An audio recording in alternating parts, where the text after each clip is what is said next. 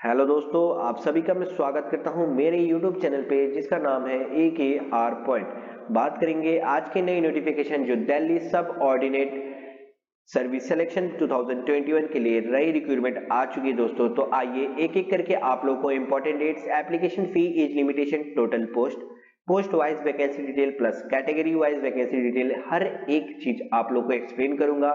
उससे पहले अगर आप चैनल को सब्सक्राइब कर दीजिएगा, बेल आइकन को हिट कर दीजिएगा और एक लाइक कर दीजिएगा ताकि कोई भी रिक्रूटमेंट की या एग्जाम्स की नई जो अपडेट रहेगी आपको सबसे पहले मेरे चैनल से पहुंच जाए।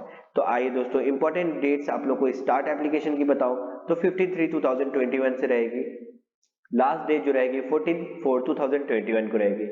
एप्लीकेशन फी देखें तो यूआर ओबीसी के लिए 100 रुपीज, एसटी एससी पीडब्ल्यूडी और वुमेन के लिए 0 रुपीज। पेमेंट मोड आप लोगों को ऑनलाइन करनी है। एज लिमिटेशन आप लोगों की पोस्ट वाइज रहेगी। एजुकेशन क्वालिफिकेशन जैसा आप लोगों की पोस्ट वाइज है उसी के हिसाब से आप लोगों की एज लिमिट रहेगी।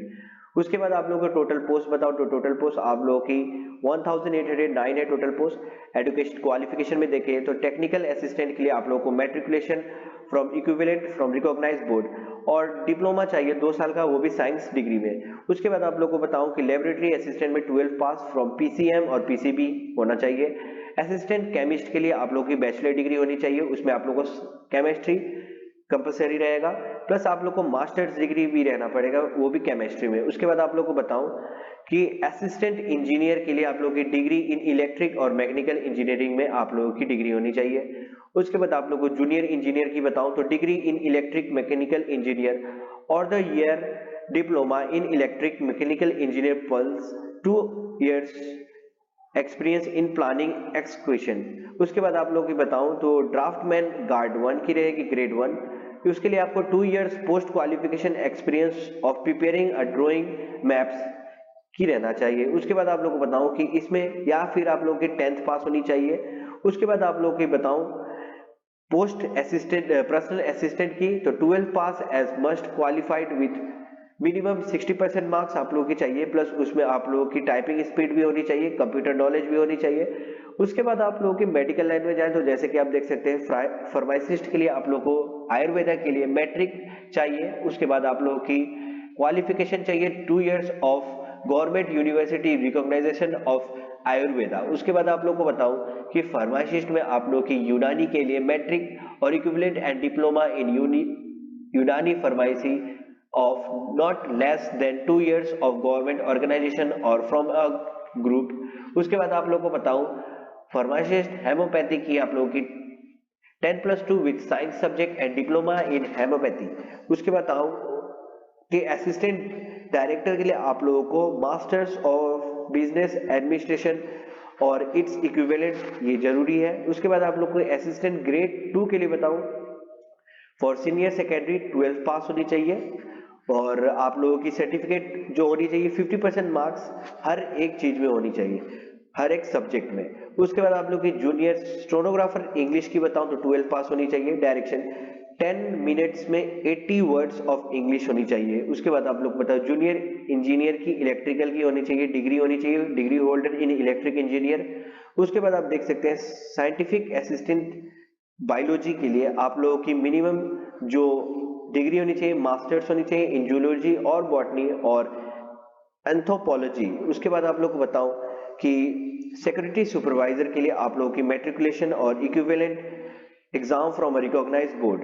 उसके बाद आप लोग की कारपेंटर के लिए 2nd क्लास बताऊं तो आईटीआई होनी चाहिए कारपेंटरी में। उसके बाद आप लोग को बताऊं असिस्टेंट फिल्टर सुपरवाइजर के लिए मैट्रिकुलेशन पास होनी चाहिए, कोई भी equivalent board of 1 year experience for working on fitters. उसके बाद आप लोग को बताऊं असिस्टेंट फिटर सुपरवाइजर के लिए चाहिए जो उसके लिए बोर्ड होनी चाहिए आप लोगों की मैट्रिकुलेशन।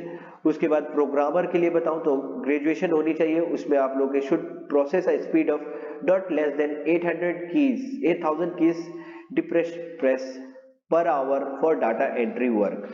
उसके बाद आप लोगों की बताऊं तो टेक्निकल में जाए तो जैसे कि आप देख सकते हैं टीचर में जाए या उसमें डेफ एंड डब जिसमें आप लोगों की बीएड होनी चाहिए। उसके बाद आप लोगों की bachelor degree with BEd special education of hearing impaired from a recognised university.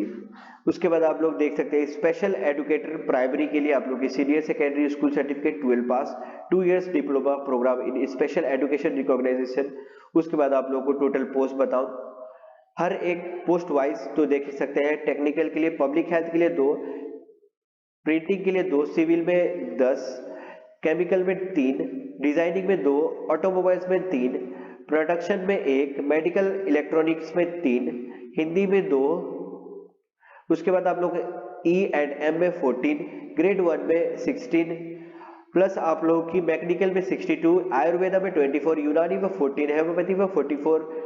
उसके बाद आप लोग इंग्लिश स्टेनोग्राफर में देख सकते हैं 13, इलेक्ट्रिकल इंजीनियरिंग में 31, बायोलॉजी में 6, सुपरवाइजर में 9, फॉरमैन में 158, कारपेंटर सेकंड क्लास में 4, प्रोग्रामर में 5, सुपरवाइजर में 11, डफ and deaf for teacher recruitment 19, primary में 1126, स्पेशल एजुकेटर में आप लोग की अच्छी खासी पोस्ट है। उसके बाद आप लोगों को बताऊं कि आप लोगों को रजिस्ट्रेशन कैसे करना है। तो आइए दोस्तों, रजिस्ट्रेशन सबसे पहले आप लोगों को बताऊं तो देख सकते हैं दोस्तों, रजिस्ट्रेशन करने के लिए आप लोगों को सबसे पहले तो DSSB ऑनलाइन रिक्रूटमेंट पे क्लिक करना होगा। वहां पे आप जाइएगा तो वहां आएगा रजिस्ट्रेशन के लिए न्यू रजिस्ट्रेशन। तो देख सकते हैं सबसे पहले तो नेम ऑफ एप्लीकेंट आप लोग को यहाँ नाम रखना है, फिर आप लोगों को रीनेम रखना है, जो आप लोगों की नाम है उसको कंफर्म करना है, फिर आप लोगों को DOB रखना है, डेट ऑफ बर्थ रखना है, फिर आप लोगों की री एंट्री करनी है डेट ऑफ बर्थ की, फिर रोल नंबर रखना है, फिर एंटायर रोल नंबर रखना है। उसके बाद आप लोग को 10th 12th 10th की रखनी है। उसके बाद आप लोग की सिलेक्शन जेंडर रखनी है। उसके बाद आप लोग की नेशनलिटी रखनी है, फादर नेम, री enter father name, mother name उसे भी कंफर्म करना है। प्लस आप लोगों को मोबाइल नंबर रखना है जो एक्टिव है, प्लस आप लोगों को ईमेल एड्रेस रखना है वो जो एक्टिव है, आपके फोन नंबर। उसके बाद आप लोग यहाँ पर जनरेट OTP करिएगा, जनरेट OTP पे क्लिक हो जाएगा। उसके बाद आप आधार नंबर रखिएगा, आधार नंबर से ही आपका वो सबमिशन हो जाएगा फॉर एप्लीकेशन। तो ठीक है दोस्तों, thank you and have a nice day. और फिर बोल रहा हूँ कि आप लोग प्लीज मेरे चैनल को सब्सक्राइब कर लीजिएगा, ताकि कोई भी वैकेंसी या रिक्रूटमेंट की, जो नई रिक्रूटमेंट की, कोई भी गवर्नमेंट से लेके, प्राइवेट से लेके या पब्लिक से लेके जो भी रिक्रूटमेंट की आती है वैकेंसीज, मैं आपको सबसे पहले बताऊं। Thank you and have a nice day.